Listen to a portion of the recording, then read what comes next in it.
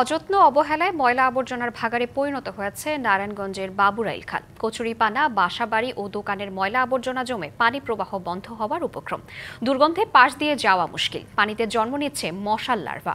অথচ খালটির সংস্কারে ৩ বছর আগে সিটি কর্পোরেশন ব্যয় করেছে প্রায় ২০০ কোটি টাকা।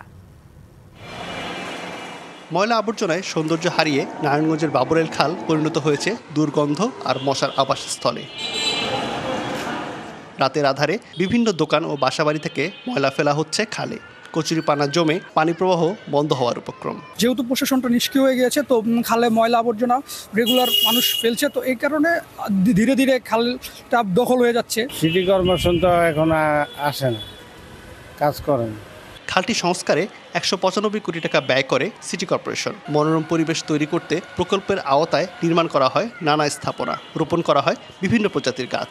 ২০২২ সালে কাজ শেষ হলে শীতলক্ষা থেকে ধলেশ্বরী নদীর এই সংযোগ খালে প্রবাহ ফিরে। কালার এক্সপার্ট, জর্জ স্যাপ এবং মাইল্ড অন হ্যান্ডস টেকনোলজি সমৃদ্ধ অরিক্স ক্রিস্টাল ওয়াশ আপনার লন্ড্রি এক্সপার্ট।